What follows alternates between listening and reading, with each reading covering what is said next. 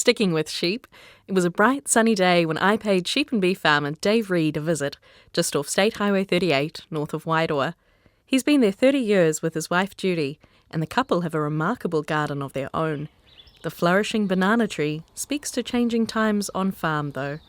I've lived nearly all my life in Wairoa. After 10 years sharing, I've been on this farm since 1990. This is a steep farm, 1,200 hectares, 1,000 effective, nearly all class 6 and 7 hill country. The amount of land and forestry has grown in recent years, while the areas devoted to sheep and beef farming has decreased. In 2017, 7,000 hectares of sheep and beef farms were sold to forestry, and preliminary figures for 2022 showed that had increased to over 70,000 hectares. Dave's not anti-forestry. It's a matter of right tree, right place. Well, the big land use change there's been 2 waves of forestry since we came here.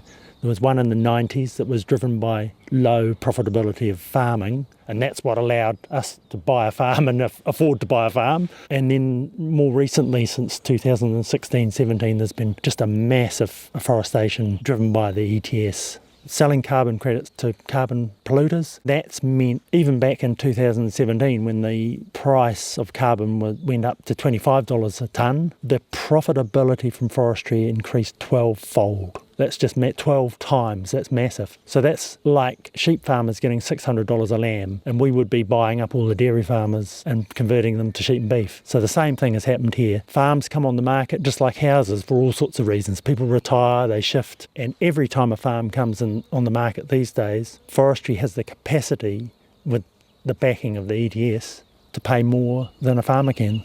Dave understands it's part of efforts to mitigate the impacts of climate change through reducing carbon emissions. We're trying to limit warming, which we need to do. The climate is getting, as you mentioned earlier, we've got a banana tree behind us, which the climate is getting warmer, and we need to do stuff about it. There's good reasons why agriculture doesn't need to go to zero emissions, because methane is a shorter acting gas. There's no two ways. Agriculture's historically has done a lot of warming, but there's almost zero public awareness. We're trying to stop warming, but we're measuring annual emissions. Annual emissions are fine for CO2, although they do tend to disguise the fact that each year's emissions, the warming from them, adds to each previous year, so it's cumulative. For methane, 12 years, and then you only need to diminish a tiny amount if you're doing a constant emission to have no more further warming. But there's been no public education on this fact, and so announcements like we had that here agriculture won't be coming into the ETS make a lot of people in New Zealand angry. They think farmers are getting special treatment, not realising that there are reasons, very good scientific reasons behind that special treatment. Is there a better way you think we could be approaching this problem, or something you would like to see the government doing differently now that they are kind of going back to the drawing board in some ways? I think there needs to be a big public education of the difference between short-lived and long-lived gases, because, while we're looking at annual emissions instead of warming, agriculture looks huge. People think 50% of emissions come from agriculture. They're reluctant to do anything about transport and other difficult social issues.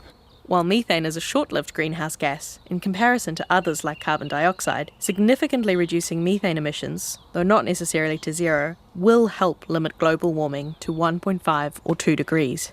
A 2018 study found if New Zealand were to hold its livestock methane emissions constant at 2016 levels, the amount of methane in the atmosphere due to those emissions would level out within a decade, but warming from this methane would still increase for well over a century, albeit at a gradually declining rate.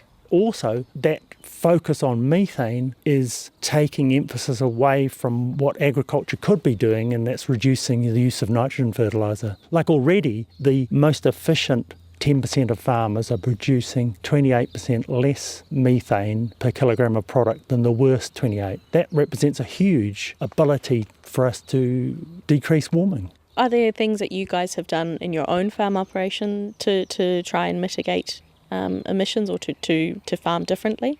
Oh, absolutely. I mean, when we came in here we were, like everyone else, 100% lambing was a fantastic target. Now we're getting close, we're getting 150, and our aim is 160. And so that means that you're putting less grass into maintaining adult animals and more grass into growing product, which is lambs. It's using each blade of grass more wisely because kilos of dry matter is the closest proxy you'll get for methane emissions. Dave takes me down to the yards to see some of his low-input sheep, one of the ways they're working to lessen their own climate impacts.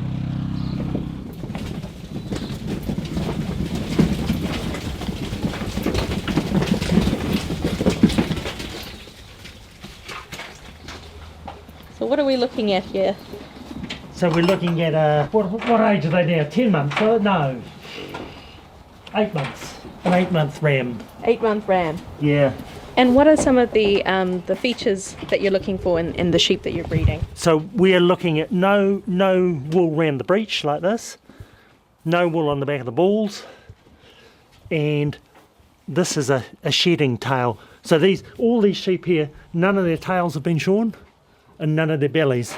And what's the idea behind that? Is not to grow dags, avoid fly strike? Yeah, and then so we don't need to dock, and that will become an issue for a lot of our markets in the near future. And also it saves another operation with a very steep farm. There's hardly any sites for docking. We haven't docked for 20 years, yeah.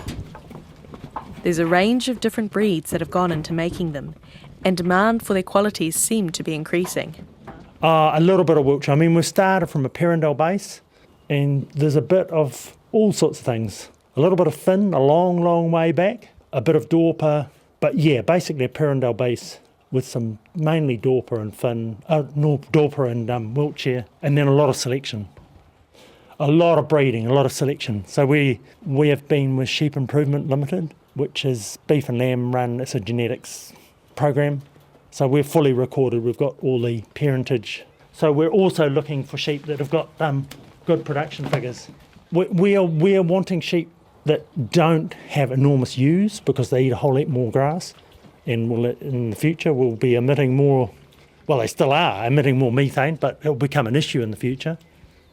So we're wanting a reasonable growth rate with a moderate size ewe. So we're targeting a 60, 65 kilo ewe.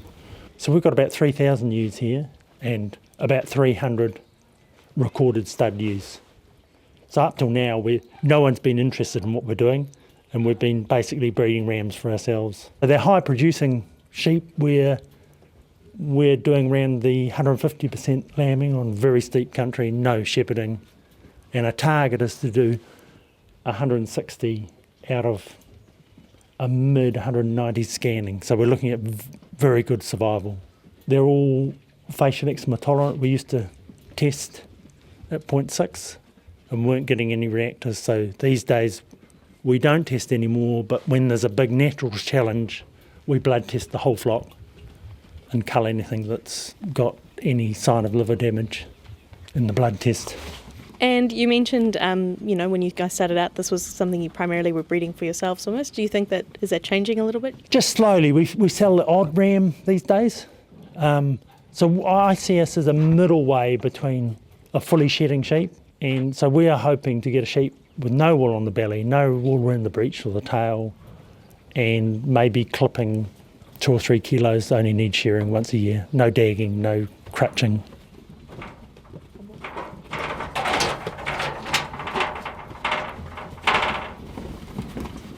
That was Dave Reed there, from Wairoa, with his low-input breed of sheep. The science around emissions is complex and complicated. There's plenty of debate about whether levelling off heating from methane is enough and what a fair rate of reduction looks like. But scientists agree, reducing current levels of methane emissions will help limit global warming to 1.5 or 2 degrees Celsius.